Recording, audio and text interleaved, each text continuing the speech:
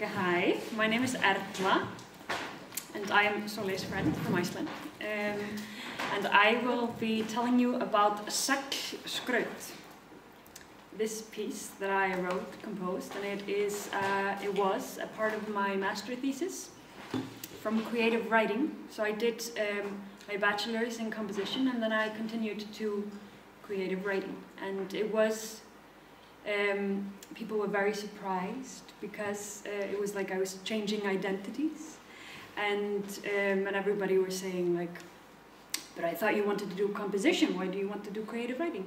So the piece arose from a longing to actually find some kind of a balance between writing and composing. And Seglskraut means ornament of sailing.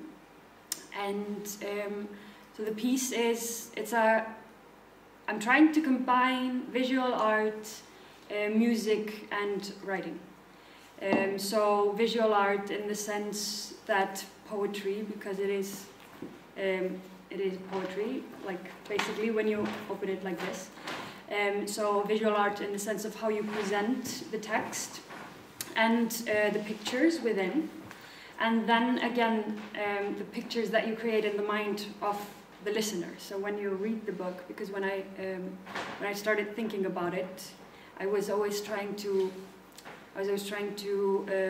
figure out like what is language and what is music, because it was kind of the same thing in my mind. And if I was listening to music, then I was writing poetry, and if I was reading poetry, then I started to compose music. So I wasn't always sure which one was what. And the deeper that I got into it, I started to see a lot of connections. For example, in the ancient Greek community, like they saw it as the same thing, like one could not exist without the other. So music couldn't be if there wasn't language, and language couldn't be if there was no music. And I had a teacher called Sigurður Pálsson. He's a poet, an Icelandic poet, and he used to say that poetry is a visual art that pretends to be music, but it comes to us with the mask of writing. Okay, and I was very inspired by it. And sometimes when we were reading poetry, he used to, there's another poet called Ísak Harðarson. When we were reading his poetry, he used to say, the teacher, like, this is just music. It's not poetry, it's music. Okay, and then there is another writer called Kristín Eiríksdóttir, and I was writing about her, and I needed her books, so I went to the library, and they only had the book like in the, on the deepest floor of a library where you're not allowed to take the books out. It's like the original copy. So I was there, and it was very silent because it's like protected, and you have to have a card. And I was reading her book after listening to what the teacher had said to me, and I started to notice like a very special and like a peculiar experience where I was reading it in total silence, and I started to sense the words more than understand them, and I started to sense them, and I started to, like, something in my mind started to happen where everything started to merge, and in a more profound way than ever before, and I thought, like, but it was not very organized, because like the process of a writer and a composer is very different. You're working more in a free flow as a writer, and you have more often like a structure of what your story will be and what your characters are. But when you're composing, you're using maybe like you're researching something a bit deeper within the material. It's sometimes more abstract than when you say something in a language. And so it didn't seem very organized to me there. It was just a sensation. And I started to think, like, is it possible to maybe create music through a book? So can you have a concert in your house, in your mind, without listening to anything? It just starts to, like, a sensation starts to build within your head when you are reading it. And Kristín, the one that I was, like, the book that I was reading, she used to, like, I read in an interview that she was Like, she is a visual artist originally, and there were like these beautiful pictures that were they were raw, and you could feel that they were a part of the musical experience, but she didn't intend it to be a musical experience. She was just aware of the rhythm, she said, but she didn't know if the reader could actually feel it, and she thought that the book had to be read out loud. But I don't agree. Like, I think that something happens within your head when you're reading it. And then I started to think about the energy of the sounds. If language is only, if it is more than only a meaning, so you have the energy of the sounds, and actually the meaning is not what somebody tells you, because language is it's so constructed, and we're told how to use it, what is wrong, what is right. But actually, like, it's just like music, because it's just patterns and sequences of patterns that come together. And if somebody, like, we've been told that, like, for example, if you have Legos and somebody gives you a box and says, like, here's a ship, you should build it like this, but you actually just have all these materials and you can build whatever you want. But language is very constructed within our society, because we're supposed to have correct grammar. This word means this and not this. But actually there might be something a little bit more, I thought.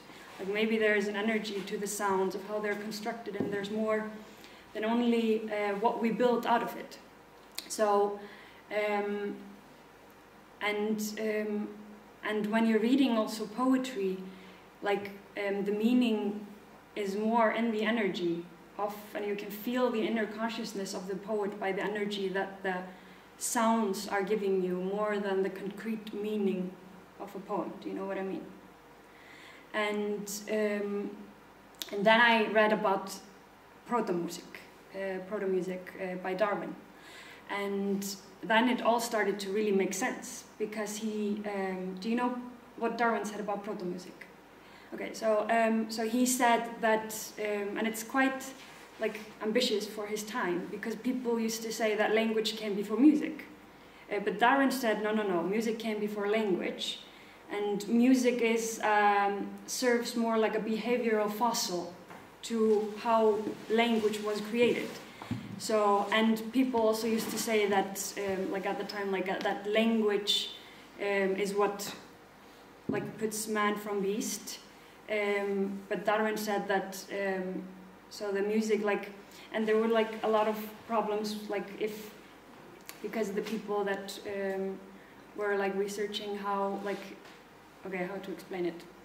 Because we have, okay, in our brain, we have an area that lights up when we listen to music, okay, and it also lights up when we eat, when we have, when we take drugs and listen to music and have sexual intercourse. So how we reproduce the earth, how, like, we need to eat, stuff like that.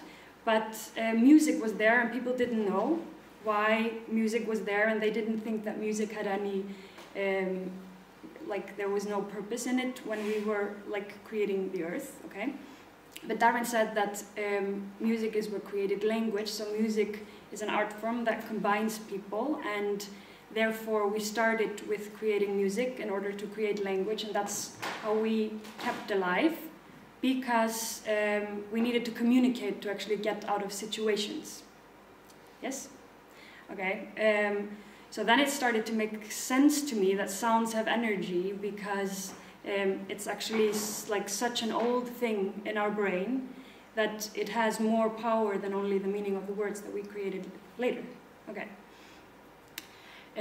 So when I started to do the piece, it arose from all, like, these four things. So Darwin, neuroscience. I like a lot of, like, neuroscience, because I started to learn about how language and music were interconnected in the brain, because, like, there's a lot of myths about how they are different, because people used to think there was the right hemisphere and the left one, and they were in the separate one. But then with, like, more science, we started to learn that they're all connected, and music actually lights up, like, a lot of areas in your brain, and language as well.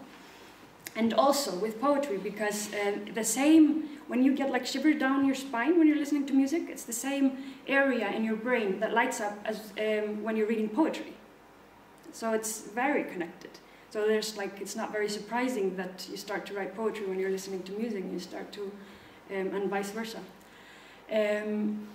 So the idea was to experiment on how to create a music-like experiments with sounds. So you use the language and you deconstruct it and try to create a sensation of sounds, using how the brain works, using how proto-music shaped us, and visual art, language and music. Maybe I should pass it. Is that okay? And like the idea is that the empty pages represent silence, and that the drawings, they're all of the vocal cords, all the drawings, and that they create sounds in the piece. And that comes largely from Björnsdóttir, the book that I was reading in the library, because of how she uses visual art. And what I did was that I have 3 pictures, and then I like deconstruct them into like more abstract figures, and when they come, like they're supposed to be like a graphical notation, and this like there are many methods of like how I use, because I had to like do a lot of exercises to create the language of how I wanted to like make it. So like I started with trying to like make sounds sneak into other sounds. So I took like maybe ow, and I thought, okay, what sound can sneak into these sounds? Ow. Like, so I did like these exercises just over and over again, just to see like which sounds like naturally start to sneak into each other. And then I started to think like, how can I stretch sounds? Ow, like, and did like these rows of sounds like again and again, and like make them longer and longer and longer, just to see like how far they would go. Then I like started to think like what consonants are most prone to enter a vowel cluster, and just did it over and over again. And then I started to think like how I can like split the sounds, and what happens when you split sounds within a word. So it's very like it's built largely on phonetics. And how to make it ferment, you know, like how you can take a sound and like make it ferment. And then I would take, like I would create like tablets of like with a scale of understandability. So with everything that I did, because then so you have like something that's like perfectly understandable. Then you have something that's a little bit distorted. Then you have something that's like understandable words, but in an unforeseeable order. Then you have like words that alternate, and then you have letters within a word that alternate, and sometimes like sounds within a word that alternate. And then you have just like, I call it like meaninglessness. It's not a word, like meaningless, like something that just doesn't mean anything. And then I would take the scales and the sounds, and sometimes they would like be a word that could mean something, but it's not in a dictionary, but you can feel that it means something. Do you know what I mean? And then I would put it in the tablet, and I could see like what makes sense, what doesn't make sense, and like what goes well together. And then you have to like, you have the materials, but you have to like construct it somehow. Then I had like mobile rhymes, so like rhymes that move. So you have like a word, and then you make them rhyme, but only with the sound, so not rhyme in a normal sense. And then it starts to like move, and maybe you have like 5 words, and this word doesn't really connect with this one, but then you can like make it move again and again, and like gradually it starts to lose meaning, but it can go like a circle, and suddenly you are back with the sounds that you started with, and sometimes like a word that could be something that's similar. And I would also put that in the scale, so I could like choose like and the scale, like the purpose of the scale is to like know what kind of effect you want to make it. Like, do you want to have it with the meaning, or do you want it to be meaningless? Because the more meaning that you create, like put in the word, the more like more like logistic effects you have on the piece. And I didn't want it to be a sound poem. It was not my goal. And then you can like take it into the meaningless, and then it starts to like evolve. And then I did, like in Icelandic it's called hraunvarp. It's in French it's like apparently significance. I'm not sure how to say it, but it's quite common, like when you project a rhythm in the meaning. So you have like one sentence and you change how the words are constructed, and the meaning changes. You have the same words, but the meaning changes. And I use that a lot with two sentences that come again and again as a motif. Not only the accents, or the sequence, is it different permutation of the same words? Both. So you have always the same words, but at first I put them just in like lines and lines and lines, where I would like make all the possible orders of words in a line endlessly. But if you're reading it like as a piece, you would get very bored because you can see what I'm doing. So I would change, like in the final result, I would choose the ones that I would like because it creates a particular meaning in my head, maybe a different one in yours, and I would choose the ones that I wanted in that place in the piece. And then I would deconstruct it as well between lines. So it changes also when you read it, because I put it into lines. So it doesn't make as much sense, because if it's just always like this, then it's like your brain has all, like your expectations are kind of faulted, because like you know what's happening, right? So you're not surprised. So I tried to take it out so it doesn't get too boring. But the rhythmical effects really pleased me, so I wanted to use it because you're hearing, like I was using a lot of I was researching also the sounds in Icelandic language. So we have 5 types of G's, G, and so and there's a motif through the piece, and so the rhythmical sense of the significance was nice because it would always bring you back, So you have sounds coming, and then you have the rhythm coming. So you can do you know what I mean? So it's and then you can make an empty page. So it was beneficial to use it from times to times. And then I was trying to figure out when I was using how I was using the mouth, if it was a sound that was from here or here, where the tongue was, and if I was using it with the lips or with the throat, what sounds are made where, so I could construct where they are coming from.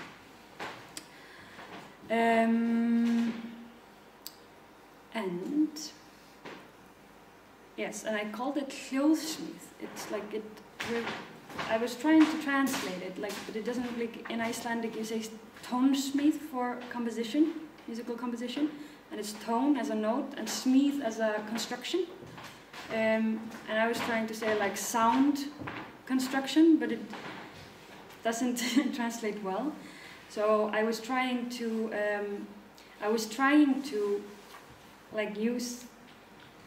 I wanted to compose music, although I was studying creative writing, but I had to finish my studies. So if I called it hljóðsmíð, then they kind of accepted it,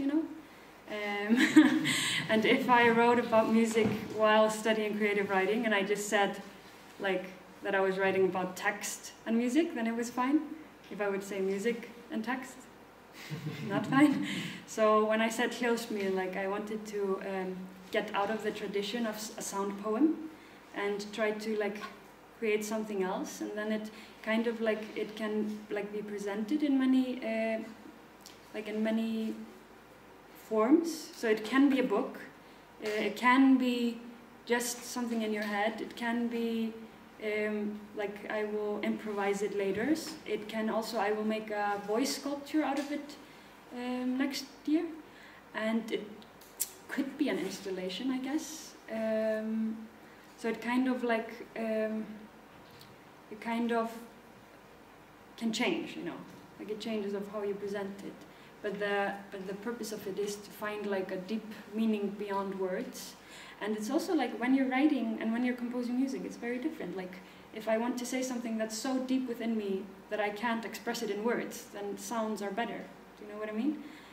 Because you can say something and somebody can understand it on a different level than only the sentence. And when I use this method, then I feel that I'm explaining something that I maybe could not say in words because it's too concrete and it has to be understood on a different level. And it's not to be understood, it's to be sensed. Do you know what I mean?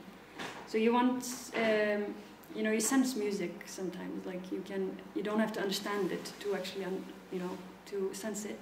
And but with language, like you get automatically in a logistic, like your brain starts to think logistically because you're reading. So like if people, like I would be very happy if people would like take all logistics out and just sense it. But of course you cannot tell people how to experience it.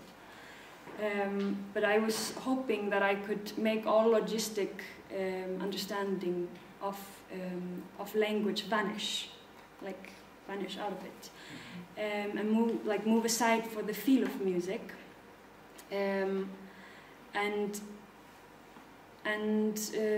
like my teacher once said, the music within the poem arises from when the tongue meets the rhythm within the consciousness of the poet. It is rhythm that becomes a conversation between the two, but how they develop depends on the environment they meet in and the inner life of the poet. So like that was my goal. Yes. Do you have any questions? The smith, is that what in English is smith, like a blacksmith? Is that the same word? Smith, yes, smith, like a smith that yeah. Like constructs, yes, yeah. yes. Okay. Yes, it's the same. Smith in Dutch. Smith, perfect, okay, so it might work with that. Smeden, it's the verb when you do the thing. Yeah. Then it would basically be like tone smith. Yeah. That's what you call a composer. Yeah, tonsmith, yeah, tonsmith. That's right. It's my mother's favorite joke to tell everybody I'm a carpenter. But yeah, it's Smith. Yeah. Do you want to do the discussion now and then the performance? 1 minute. Okay, maybe if somebody has a question until he comes and then I perform and then we discuss. Yeah? You can take like urgent questions now. Urgent questions.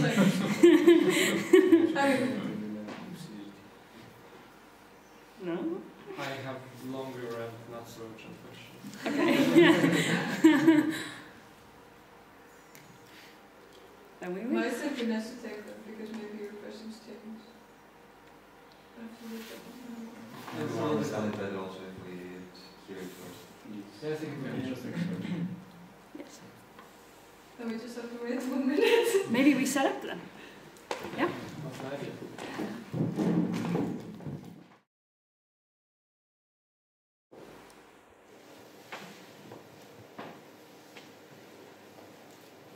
Hafið hlýtur aftur,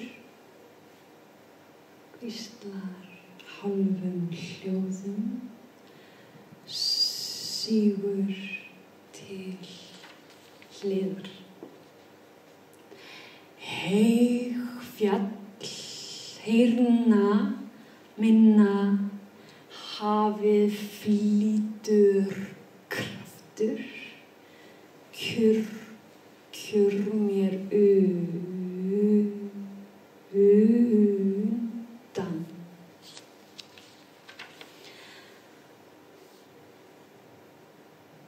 Heyrði hafið kvaka, hver málar neyð, syngur flögrar, stingur höfði í leynd.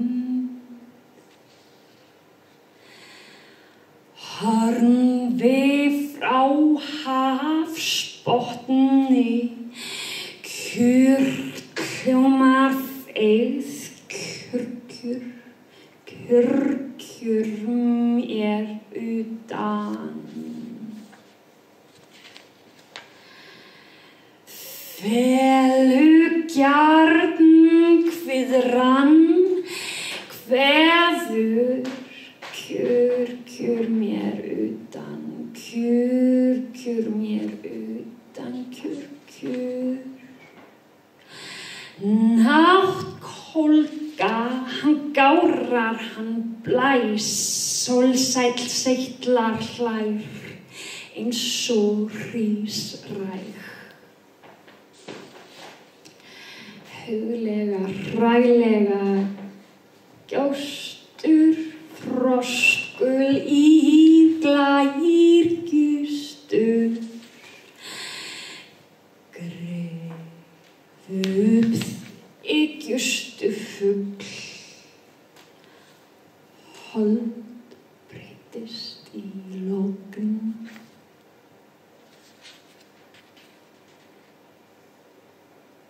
Hengist af stólegs gullborsta, vil ég salt eða sog frá þér.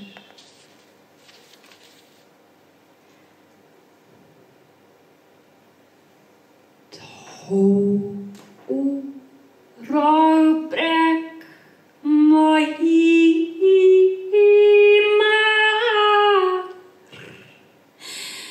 brísvar,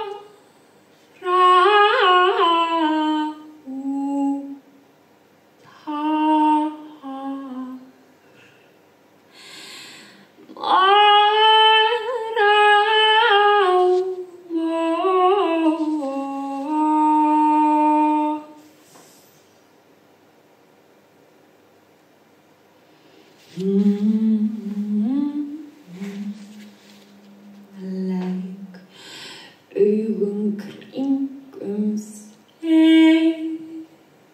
þig og hugsa að geta ekki að mega.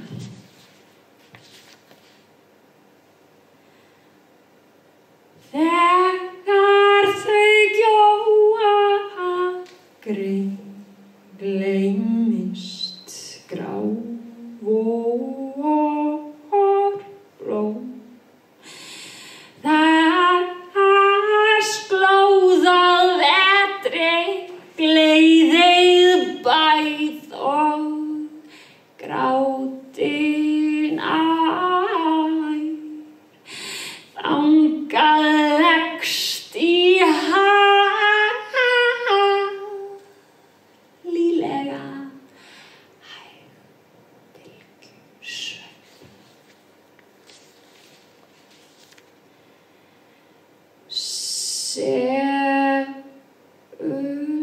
Magnandi ómann, seigur sem nam og segulmagnandi ómann, óseigur sem nam. Minning hennar ávallt á mig leitar. Magibis, bréf í haf, bjálnýð má eða mák.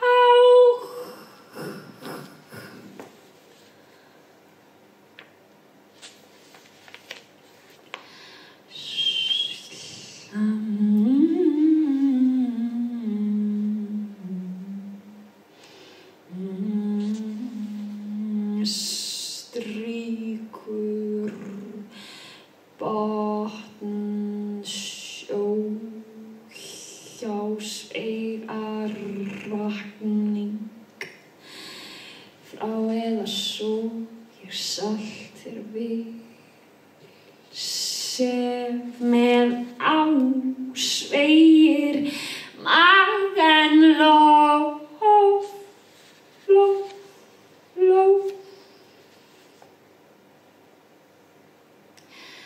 Stjarnvatn flýtingað í ró, síglít skínít sigar nó, getnaðar sorg. höggvandi gímald.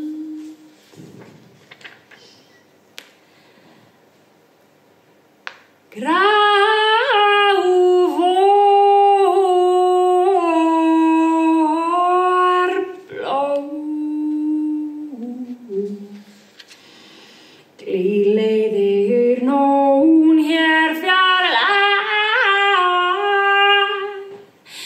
með meiðir leynist fræ, blik yngist blæ eitt, því dópt vel von þér meir merlar.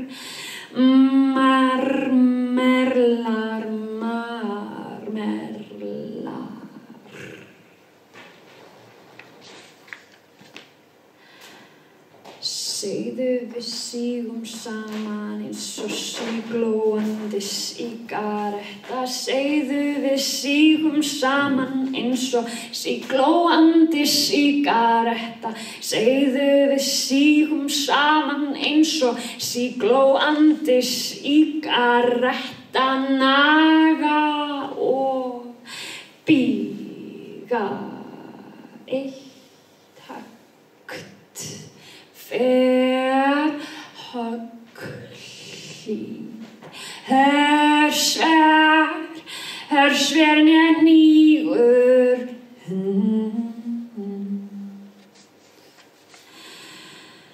hríðlega, harðlega, hlýðlega, hólega, hraðlega, hrunnlega, hríðlega, harðlega, hlýðlega, hólega, hraðlega, hrunnlega, hríðlega, harðlega, hlýðlega, hólega, hraðlega, hrunnlega, hríðlega, harðlega, hlýðlega, hólega, hraðlega, hrunnlega, salt eða ég vil stór frá þér, ég salt þér. Eða vil svo frá þér, eða ég vil svo frá, ég vil svo frá, vil svo ég salt eða vil þér, eða ég frá, ég salt eða ég vil svo frá þér, ég salt þér, vil svo frá þér eða frá. Ég svelt mig í sjó, góðsvima, svamla, horf upp, svart háa loft, leik fyrir leit, reið, líð heim. Væta varir, þenja brjóst, sólfer sprettur, skuggar læða, anda undir veiða næra, kvöldbæn, vanda veginn, sól, ég, klettur.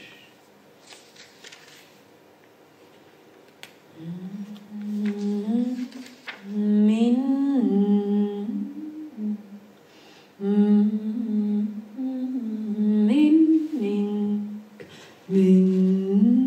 á mig hennar, minning ávallt leitar, ávallt á mig leitar, minning hennar, á mig leið þar, leið hvar nýstrar mín ling.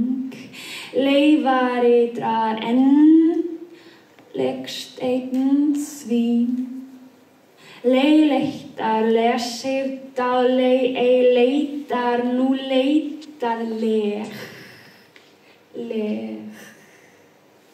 á mig.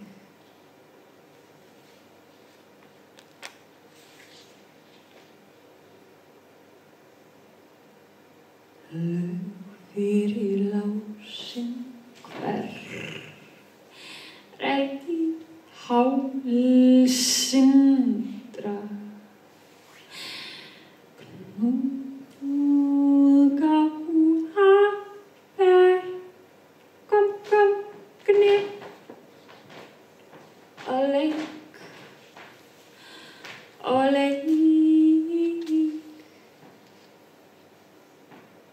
Sog en rók korr kross þó skor skrosorg og skrok slær sveg né korg né lók treg trók fljótra nóleð glokk grokk fró fór nokk glokk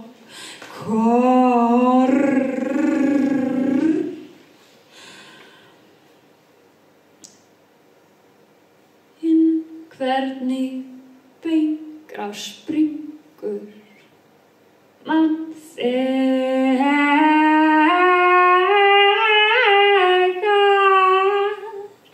saga bein soga kór og borða og borða og borða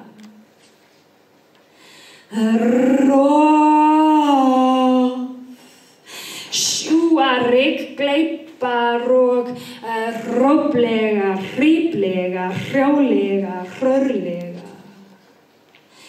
Mig svo leitar frá þér eða á hennar minning ávallt salt, ég vil hennar ásalt mig leitar. Eða minning frá þér svo vil ávallt ég mig svo leitar frá þér eða á hennar minning ávallt salt, ég vil hennar ásalt mig leitar eða minning frá þér svo vil ávallt ég á mig. Þú leðjar þurrt loft, lyftir í litlu, þókn nokkuð sér. Þú fyllir bátinn, fegin lífskastar, klekki kraumar á. Loga gilt má ég, þú þaular þóku í, lítið af lofi og þræðir. Augnablik þörf breytist í graf eða dulið bros, korr og korr, ansók, hljóðlega, hælega, eða svo frá salt þér vil, ég eða svo frá salt þér vil.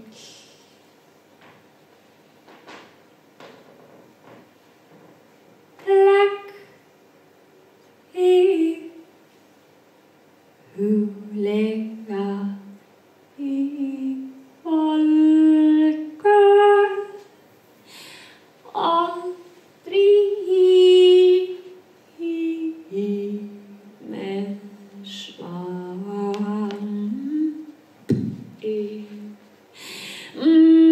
mann hvernig allt flimtir í varð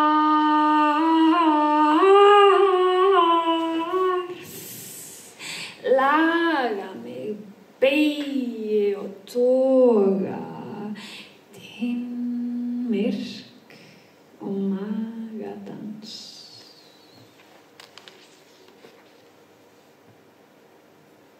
Stígsporið segul magnandi ég mann.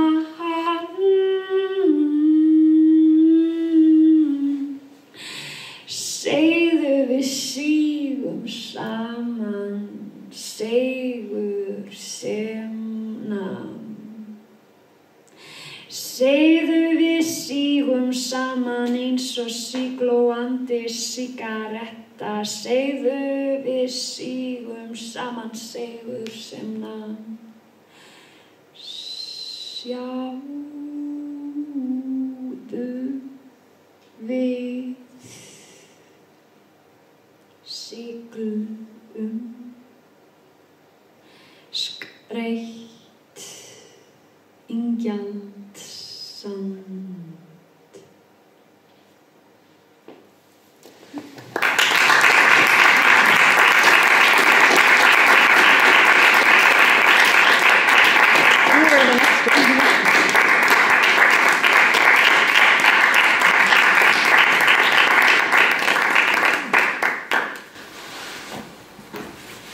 Okay. Questions? Okay. I have a question. Yep. Do you think that the way Solveig appreciated is essentially different from the rest because we don't speak Icelandic, or Yes. do you think we? Because like when she asked me to come here, like if I were to speak to like Icelandic people about it, I would talk a lot about like meaning and meaninglessness, Yeah. because there are like it wouldn't like make logistical sense, like because like the narrator talks in first, second, and third person, and it like jumps from here to there. But sometimes there are words that make sense, and there are approximately maybe 4 pages that are like purposely do make sense, like, but it creates like images, like, but it not in full sentences. It's like. No, I understand you Yeah. deconstructed the language, Yeah. but still. But she there will be understand it. remainings Yeah. of a logic Yeah. that I think you will play with. Yes. For and that we example. miss, right? Yes, like once I said Solia Klatter, sun, me, cliff. So it makes an image. Yeah, like, absolutely. But we decided not to say, like, I asked her before, like, if I should say it, because I didn't want you to think, to have it in your mind that you didn't understand some of the words. But I think that knowing the language, like, it does help. Sometimes I do it with English too, and I think it's different. Like, I think, yes, I think so. The word luft, does it mean air or no? Yeah. Yeah, okay, so then I got it, and Yes. because I also saw you looking Yeah. Yeah, svart háaloft, it means like. Yeah, but she will have, Soleil will have a lot more of those. Yes, images, yes. But I think also, I mean, Is it I good like- or is it bad? no, like for me it's like, and I think you referred a bit to that earlier, like the amount of words and like meanings that come with the sentences are very limited actually. But there are those images that you create, but I think also maybe what I have, like with the understanding of the words, is more maybe recognizing repetition of like for example you had this hopefully whatever Yeah, the yeah. people accept, but like very similar words repeating next to each other, and those didn't necessarily have a very deep meaning to them. It was more being able to recognize this pattern, that if this language is very far away from you, maybe you don't hear it. But yeah, Sound patterns. but like this kind of, yeah, it's more about the sound patterns rather than the meaning patterns. But yeah, so those two things, the images and the sound patterns. But And then there's the question if it's like bad that she understands it. Like if it's better, No, not, that was the question. Is Yeah. it better or is it worse? Yeah. Like, yeah. Well, it's just I tried to fully get into experience and made me thinking a lot while listening and trying to connect, or I was disconnected, whatever, this whole kind of cloud of a lot of thoughts and happening. And I first was very interested to hear the result because I've seen some program made that in a way showed how languages, most of the languages in the world are connected, and I thought maybe it would be interesting for you to, it's like programming connecting from one same word, meaning word, let's say Lithuanian number 3, but the most common ones or the old ones, so we can do numbers, these kind of words, usually they're quite similar. And I remember someone sent me, just out of curiosity, and it was, let's say, word 3, number 3, and it starts, for example, in Lithuanian it's tris. You already can hear that similarity, and it shows just by repetition. It says tris, tris, tris, and some parts are changing millisecond, like in super small fraction. And after a while, we realized that this word became another language. And I thought maybe that would be interesting for you to hear, so you could maybe connect another languages, because now I felt, so I having this in mind, I thought, okay, I should find some connection in my own mother, maybe, you know? As you said, sound poems. So you hear a sound and maybe I will get something from this. But it was quite, I think I also felt that it had colorates, as let's say, Icelandic language, and Lithuanian. Okay, I'm just unlucky in general. In all the languages I have to learn something, it's just like, oh my god. It's super old language, so I could not find anything, you know, similar to my own mother tongue. There were maybe a few seconds that I could relate to English, you know, but in general, I didn't fully connect, you know, but I was questioning, you know, also if it's important or not. So for me, it was like if I would just listen as some kind of shape thing, it totally played its role. It was kind of meaningless, but I was wondering, for me it felt like it would be nice to have some, you know, connection through the sound, not the meaning, through the sound, you know. So if you speak, let's say, your mother tongue, you might even have completely disconstructed all your performance, but maybe it would still somehow feel more, I would feel more connection to the performance. Yes. Do you think so?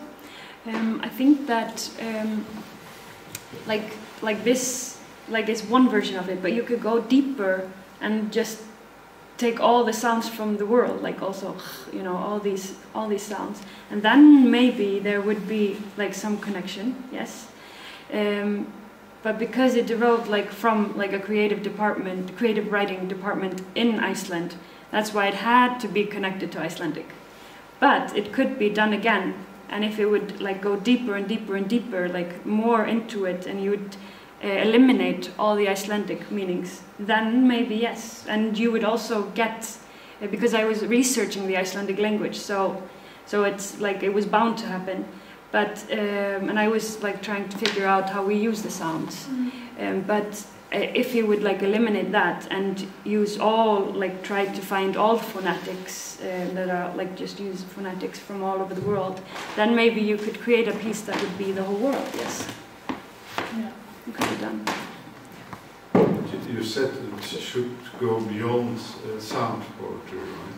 So it should somehow connect to a meaning, although distorted or deconstructed. Yes, and I was trying to find like what are like the most beautiful meaninglessness for me, and and how it played with meaning, and how they like started to become something else, like a separate creation. When like, because some meaninglessness are not beautiful, you know, but some were very beautiful to me, and so like it starts to. So when is it beautiful and when not? Oh, it's just subjective to me. Like I think it's the sounds that maybe you are raised up with, maybe like something that feels like home. You mean that it feels at home or something? Yes, and some words that like that I find while doing the exercises. I find words that are like they're not words in a logical sense, but they like I feel like they mean something deeper when they are put in a like a certain context. So maybe it would just be Lara, you know. But as an etude, her idea could work very well. Yes, it feels like it's so far away, and it might take more than one person live probably to find this kind of depth if I look at it. But that would be very interesting if you would find kind of. Is it online somewhere? Oh, this thing. Yeah. I think I have somewhere an email somebody sent me out of curiosity. You could make an etude of it to find out. Yeah. So you go through different languages and see what happens. Or just take like all phonology, like sounds in phonology, and not think about where they're from. So only like, so it doesn't color like where they are from. So it doesn't color like what you're doing. So it would be then very. it could become sound quality, which you don't want to have. Yeah. But like. I think it's brilliant what you've done, but it feels like I'm missing something because you want to know the meaning. Mother tongue.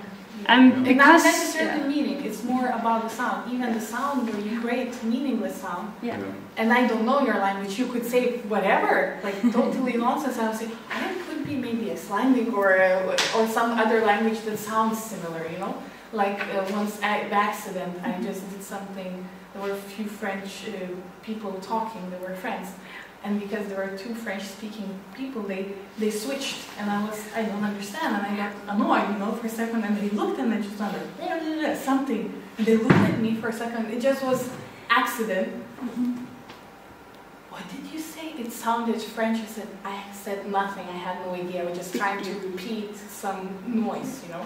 It's also like language is not what we say, it's everything else, you know. So, yeah, but in a way, so it doesn't have to, I think, doesn't necessarily have to catch these little words or whatever where it could be meaning, but itself the sound is not familiar to us, you know, because we don't speak the same mother tongue. I think it's also when you really want to understand something and you really like, you put your mind like, I'm gonna understand this, then you don't sense it, because you like, if you sit down and you're only gonna sense it, you're not gonna try to understand it, then a sound might feel, like you might start to feel the energy of the sound. So you also like, I have to put myself in a position of if I'm gonna like understand it or try to actually sense it on another level than only logistic understanding. So, to try to explain, I tried only sensing because I didn't try to find any logic, nothing. Yeah. I was trying just to sense, but some was looking for some connection. So I believe that there's connection with the language, and because it comes from the language, all this project that you're doing. So you cannot completely go out. It's out of there, you know. Yeah, and it's also interesting. Like I feel that when I'm improvising, that if it's Icelandic, then you start to do like notes that are, you know, like folk notes. Like it sounds Icelandic music. I feel that it comes kind of naturally with the Icelandic sounds. And when I do it in English, it's different. Do you know what I mean? Like there is also like ideas, like what notes go to what sounds, because you've learned it, you know. Let me just jump in here. Sorry? That's why the universal thing probably won't work. Yeah. And then it also becomes about your subjective. Yeah, it's so much like about what we learn. Personal approach to the language, and you can't learn all the languages in the world, so you will not create this personal approach to. Yeah. Well, you can program. Like I'm not even kidding. Like this is the only one. Like, but like I raise my very but you can't incoherent. program personality. In that sense. No, but you can program a learning mechanism that picks up the different patterns that are more universal and constructs something that fulfills most of the requirements. Like for example, one would be like probably the most fundamental human phonetics would be just like shouting. That's something that is kind of the same in every single language. So in and laughing. I don't know so much but that's about not that. language, yeah? That's what they... But that's the thing about like... I actually do, like, I do disagree with you, and I do have an example. For example, like, okay, not maybe exactly shouting, but for example, in Icelandic, when we touch something from gross, we say oi. But in Norwegian, that's actually like wow. And it's exactly the same word. No, that's very different. That's very different. Like, one is a language, and this is what Cornelis pointed out. That one is a verb that you say, like oi. It still is in the but it's not a word, it's more a reaction. reaction. It's actually a reaction. Like, when you say wow, it's not so... There is a difference when you hit your blacksmith, when you hit your hammer, your thumb with a hammer, you say, ow! Then it's not language. When you say this hurts, then it's language. So but this kind of ow actually still changes with... It's just what any animal will do. It's not language. But it these sounds change with language. That's what I'm pointing out. Yeah, of course. You would like you touch something that is gross and you say in Icelandic oi, or I don't know, ugh. But when the Greeks say yes with their heads, they do this. Yeah. So that's culture. Still, I think like for example, if you experience intense pain, that's I don't think like a human reaction vary that much. Like probably, of course, there are still differences, but I think like that could be something that is rather fundamental. What I wanted to ask about is I'm having trouble sort of understanding the localization of meaning. So you were saying as I think you were using logistics, that language is logistics, and like in a traditional sense. Like first of all, I don't know how much that is true, that it's systematic. I mean, definitely it is somewhat systematic, but I think that started with Wittgenstein. The point that individual words have no intrinsic meaning. They gain meaning by their context in relation to other words. So their value is not so much a statement, but like a negative differentiation for the other stuff. So there is already a question of meaning, of if you really understand it in a systematic way in the first place. And this also relates to how computers are trained to understand language. That is, like in the 50s, I thought that we should just like program lots of rules and blah blah blah, then they will learn. But that's impossible. So currently, is like do it with neural networks, that is learning algorithms again. Just send them shitloads of text with barely any requirements of how to analyze it, and they pick up the patterns. And the interesting thing is that then those patterns cannot really be systematically approached and reproduced or understood. That already implies that that's any kind of language, even like a diplomatic, which is like most formal language possible, is based on sensing. Essentially, you do never understand it. Like it doesn't make sense. It makes sense how you relate it, and you share very closely similar common reaction with the culture group surrounding to you. And so is, in the other sense, like sensing or I have like musical examples mostly about this. Like for example, improvisation, like a great example that cannot be separated from what you have learned, but is really deconstructing and putting it into new order. But that's why I found this kind of troubling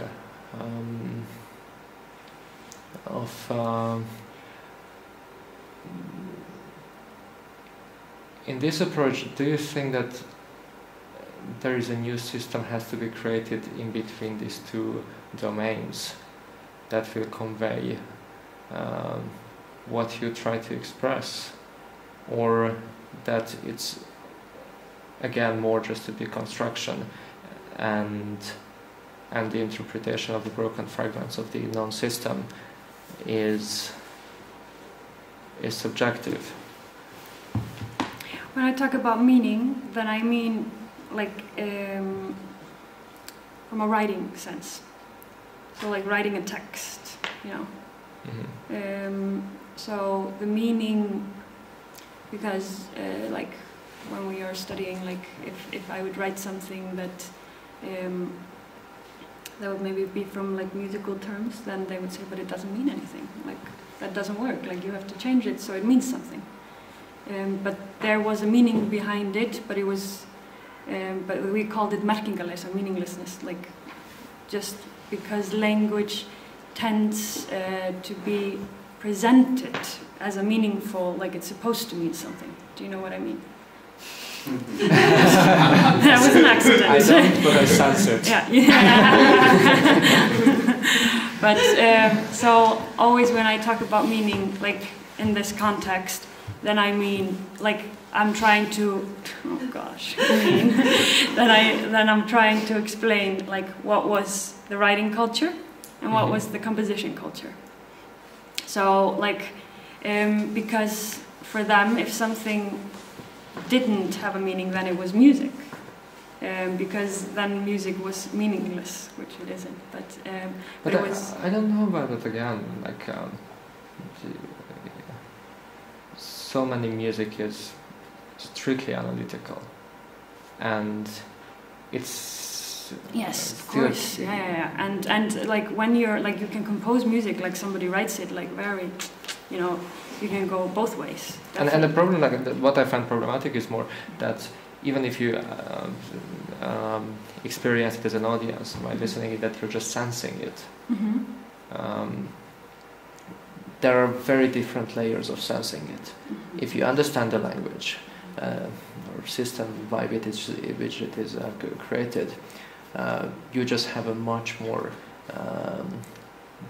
deep internalization of this sensing thing. And otherwise, yeah, you recognize, again, like you kind of recognize the rhythmical patterns in it, and we like structure, therefore we attach whatever to it psychologically. But that will not create a shared experience. So you mean that it's very personal? I do think it's very personal, and that's why I'm also... when you read a poem, like, do you think it's the same? Like, it's very personal, like, for example, you interpret it differently than he does. I mean, yeah, especially if we're talking about like historic poems. Like, they were living in a completely different mindset, a completely different world. I really have no clue how they actually sensed it. And do you think also, like, do you think it matters what they wanted to say, or do you think that it just lives alone, like the piece lives separately from the author, or do you or do you think that like the right meaning is the original one, or the one that you feel as well is as justified? I think there are many ways of approaching it. In the original context, I do find meaning very important. I do like I create, even if I create artistic stuff, I create it for a specific purpose. I want it to reach it, and that can be abstract, that can be subjective, but it still is clear. When of course these people died, and their work has been kind of like up for grabs for anybody to use it for their own purpose. That's a different question. And essentially, how to say? I mean, like I do think there's it can be justified to attach new and new meanings, because like we don't live in the 1800s any longer. Therefore, we don't get the original meaning. But that doesn't mean that the new meaning is not systematically created, and that's the more problematic part in this example. Because for me,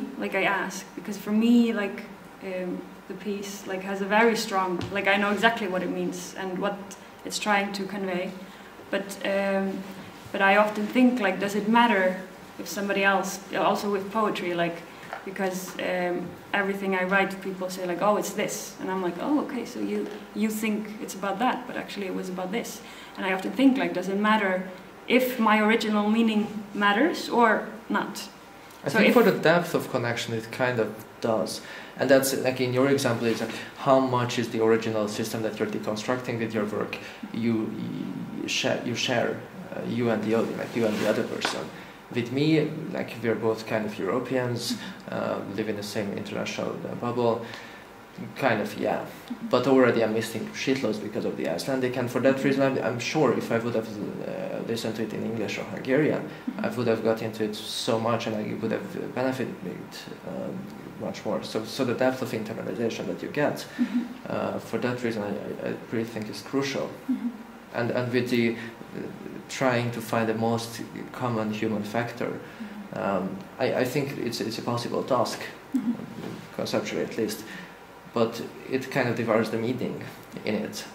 You're going to so generic terms, general what's that word? Similitude between people, that there is no depth in it. So I do think it's possible. I don't think why we would do that. From an artistic point of view, from a research. Sorry, you don't know. I missed that. I think the larger common ground you try to if the larger population.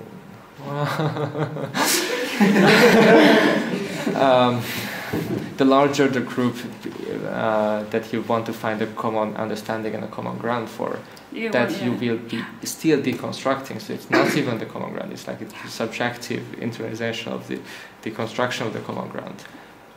The whole point of depth of meaning is lost. I also think that, I think the depth of meaning belongs to the sounds. Like when you really start to feel sounds and you really get into, like, you start to think about, like, the sounds of the language. Like it really, like, I think the depth is in there, but you really have to, like, start to think about it a lot. But I also think that people that speak the language, like, they also not necessarily understand it or like it or get into it. So I think there are, like, most Icelanders, like, would say, like, but it doesn't mean anything, you know, because they wouldn't be listening to the sounds. They're always looking for the meaning. So I think, like, the depth belongs to the sounds, and you can truly, like, and it's my, like a very core belief that, like, also with the French thing, like, I think we don't have to understand all languages to actually understand them. Like, you can actually listen to the sounds, watch the body language, feel the atmosphere and the energy of the sounds. Because it's not really, like, about what it means, it's about the energy. Like a very specific kind of energy to each sound that is primal in us, like it's really primal. And I think it's possible, maybe it's not here, but I think it's possible to find some common human core, like where sounds actually start to move you in a way where languages don't matter, it's just sounds. So the language disappears from whatever culture it comes from. So I think, like, the depth is the sounds. Like, the sounds are, I really think that they are, like, it's how language, how language became. It's from the sounds of the music, like, it's a musical language. I really don't think so. This totally makes sense, but when you say that the moment that you start sensing, isn't it the moment where it becomes language, you know what I mean? I think maybe, but... it could, so if we forget, I think it's like in the body, you know. It totally makes sense that it comes from probably the sounds, because it somehow makes sense what you're saying, that sounds were first before or the language, you know, and we have this natural phenomenon that, like, our brain tends to organize everything, and so sound became a vowel or something. Then you start combining those two, and it became a word, and in that field people started using it and got meaning. So actually, sound is a meaning, and we have now many options of those sounds and constructions of the sounds, you know. So what you do is you deconstructing. It's really nice idea, you know, that this depth that you're trying to say. I think maybe it's possible, but it feels really. Maybe, yeah. It could be your personal thing. It's something that you discovered, or maybe that there are not many people they can, or they have to go through all the process of science, what you've done, and then we would start seeing it. Then maybe it would not matter what accent you have, and I would start seeing, but somehow I think it's kind of programmed, you know, in us, this language thing. It's really hard to go out of it, yes. Yeah. I have one thing to add that I think also maybe adds to your thing, but I just at some point came to my head that, like, Icelandic is also, like, not all languages are this, and I'm not sure what languages are like this, but Icelandic is very, like, the words and their sounds are very often very descriptive for their meaning. And I think that's also maybe, like, what you're saying, like, it's just programmed in the back of the head that, like, and, like, maybe this is also what you mean with, like, sensing the word and its meaning, even though you're creating this word, but, like, often these words just sound like what they're describing. For example, like a very cliche example is, like, you have, like, wet and dry. Like, wet is blöytt and dry is þurrt. It's like, you know, like, it's really you describe kind of what it is with the sound of the word. And I mean, some languages are like this. I'm not sure which ones, but it's still, it creates this image in your head without knowing the meaning, maybe. Like, why don't you make your own language? I do that. that too.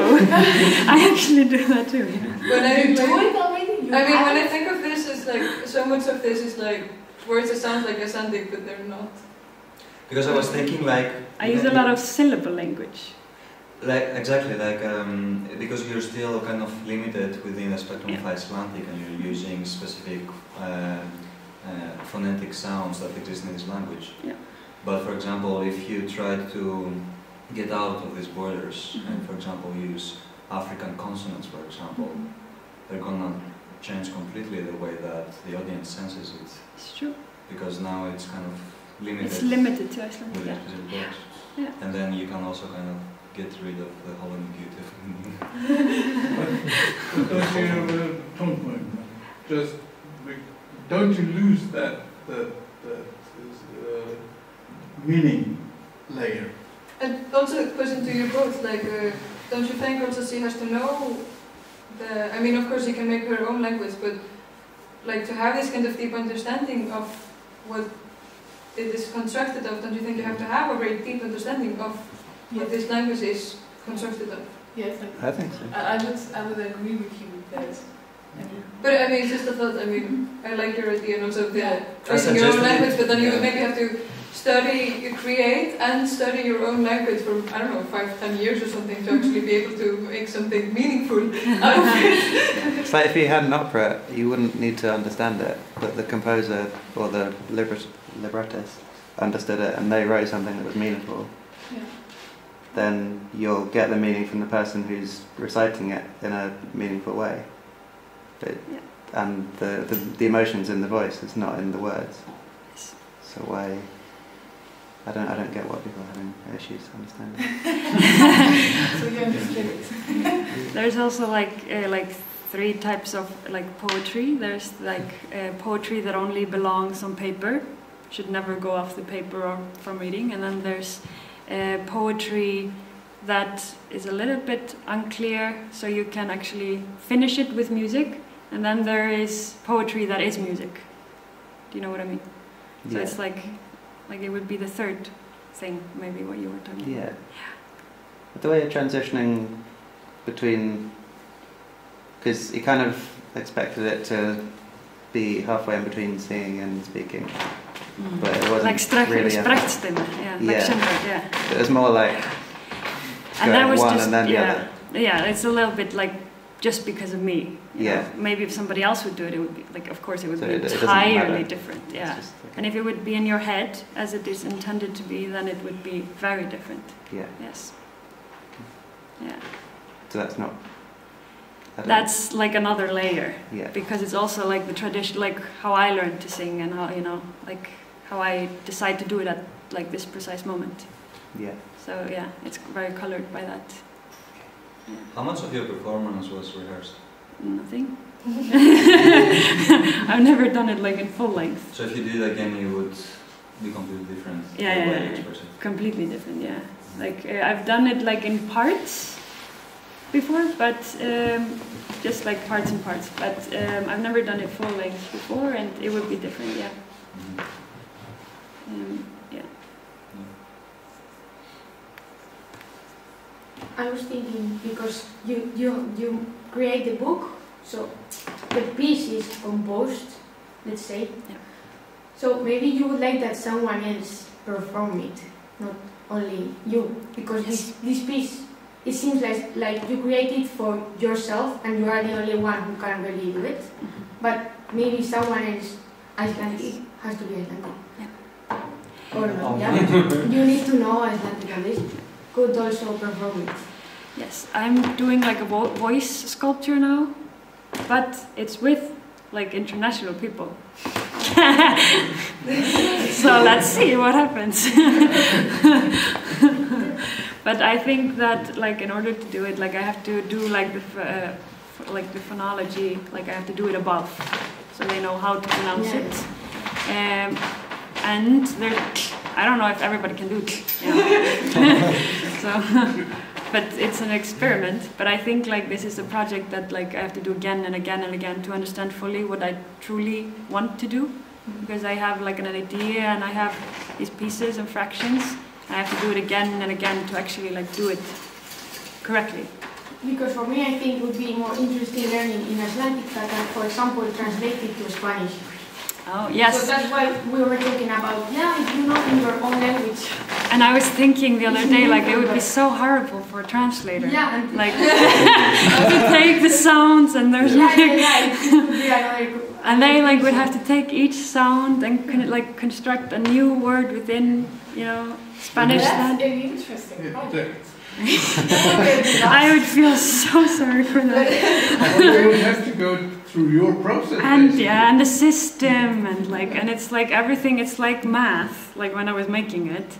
And then there is like a little improvisation also, like you could hear sometimes where the words came more together. You could hear that it's improvisation, like a few lines.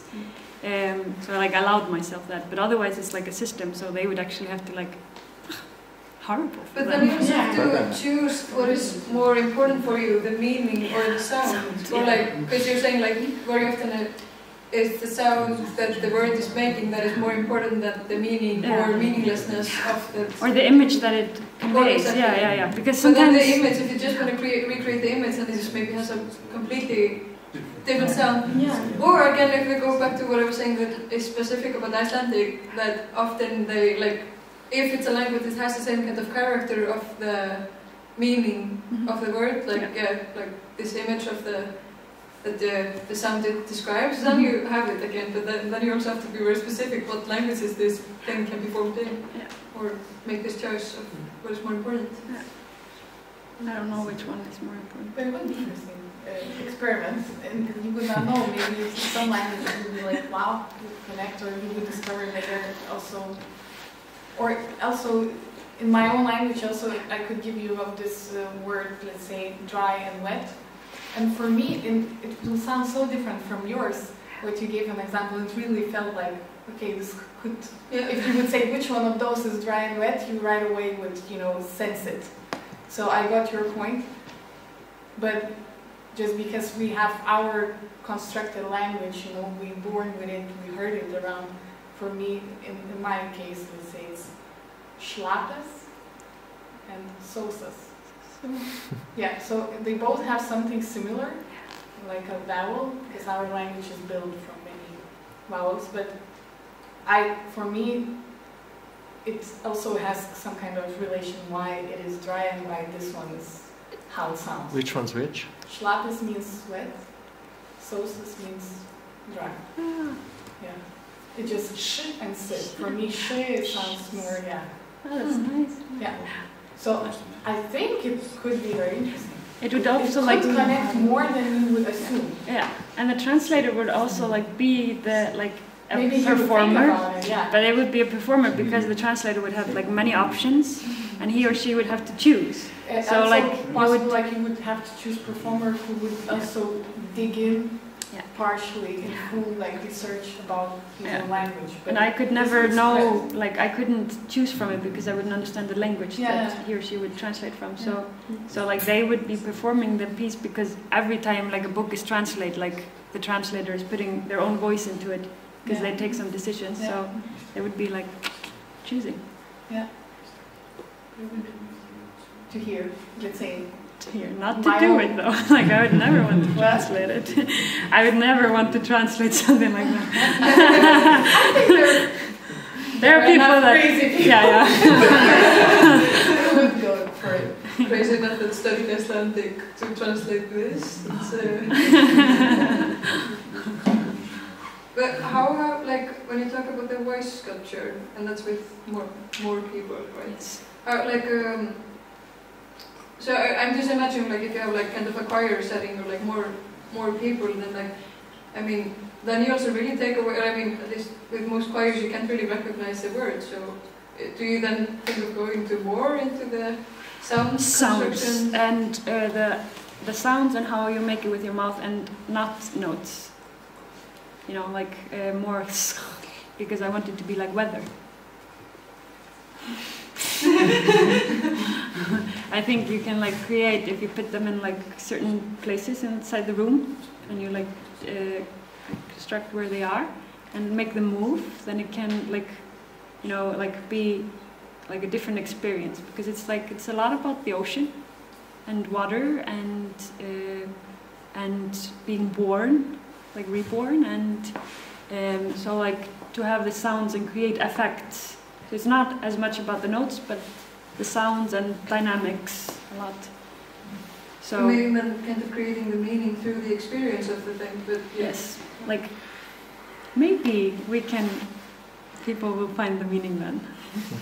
Maybe the notes actually, maybe they are like in the way.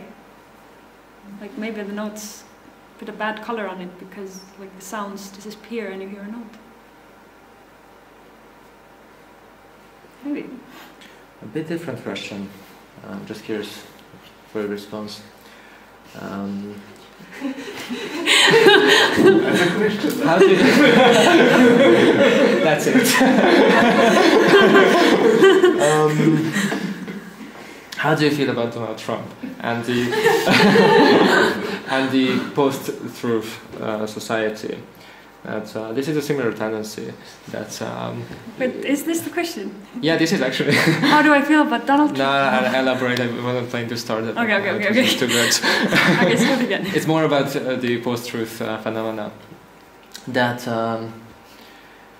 it's an increasingly popular concept, or not so much concept, but tendency that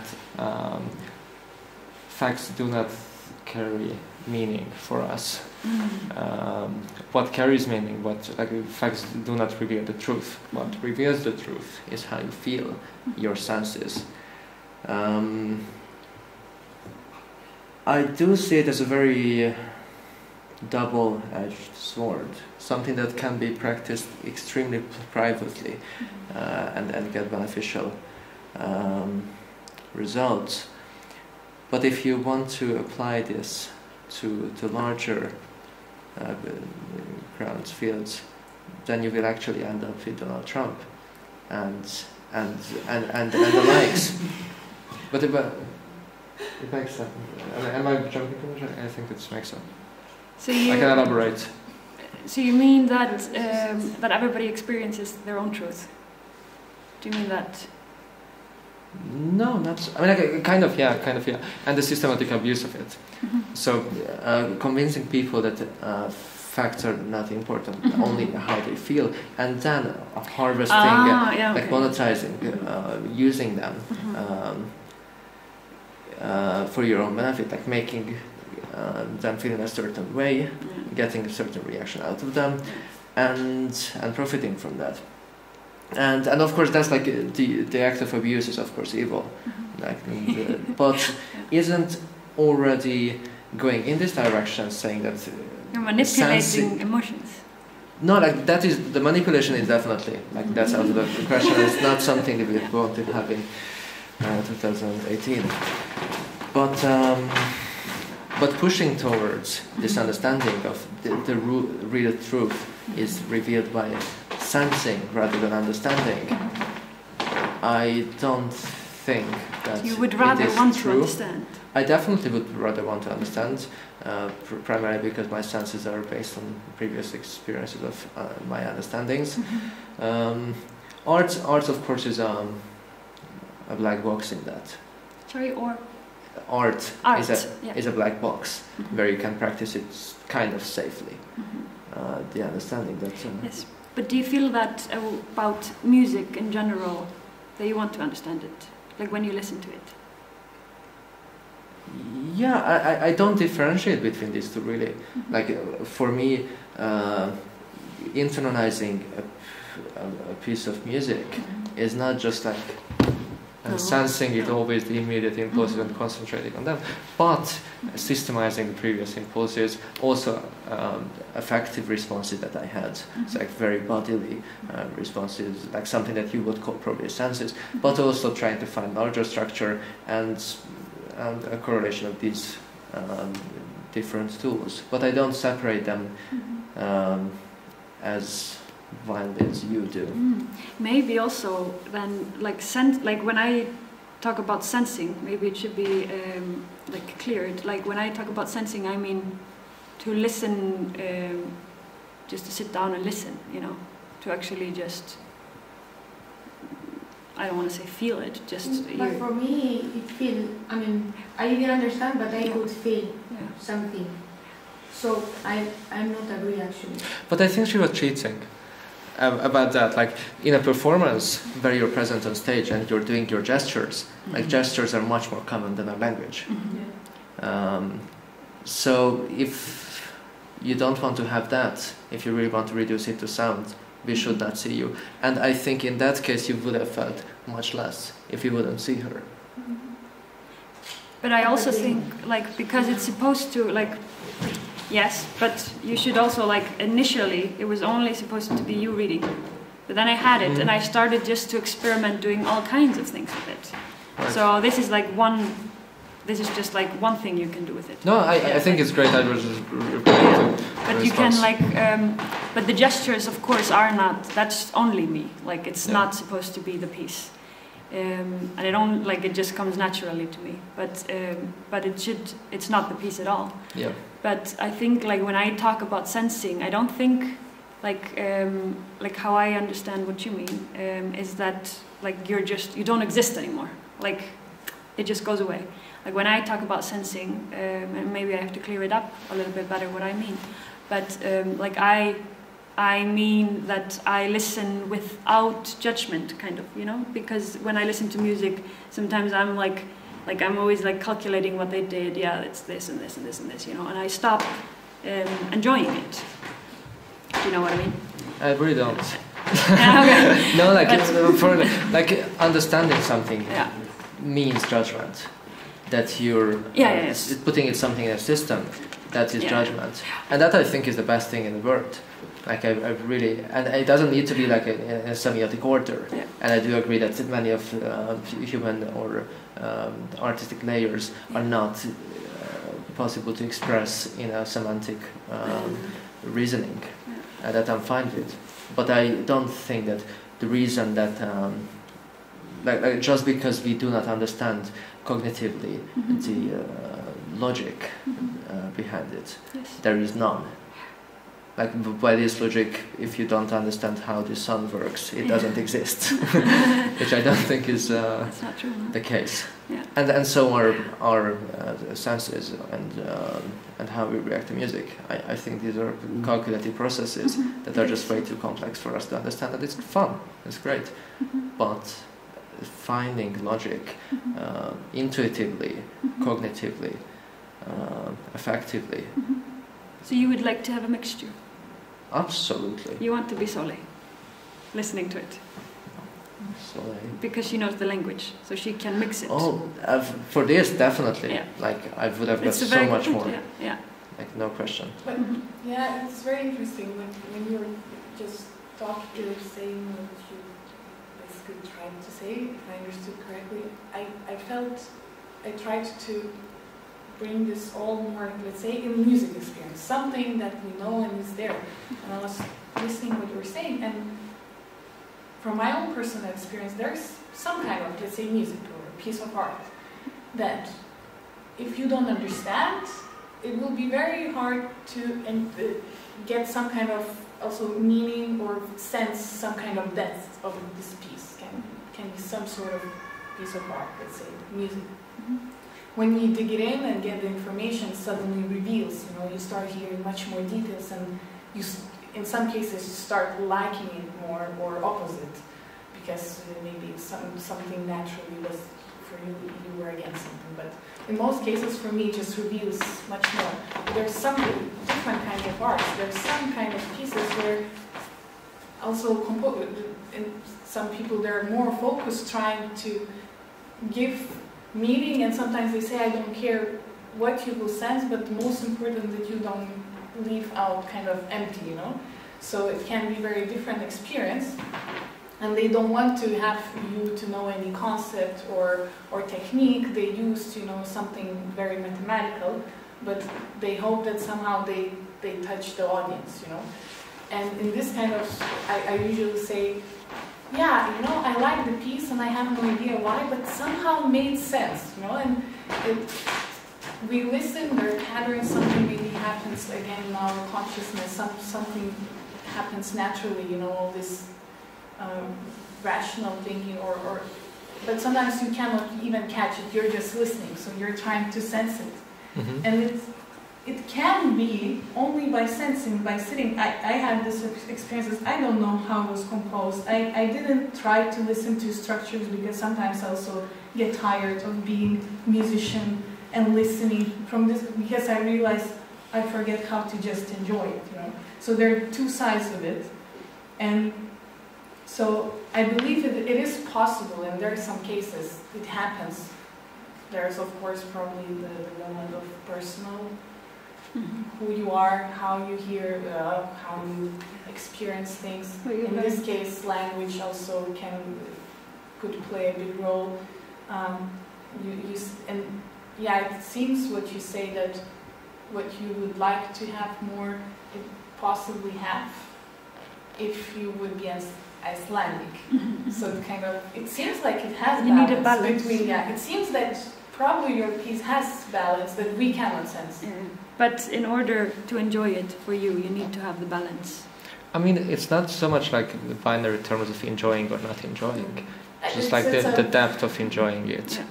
You want to know.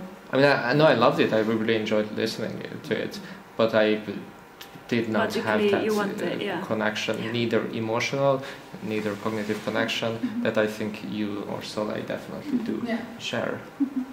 It's a good point. I was thinking maybe we should work this out and continue the discussion like this. Like we can continue how long we want. Just in that case, we can drink more. Somebody's thirsty. In the meantime. But thank you so much for listening to me. Thank you.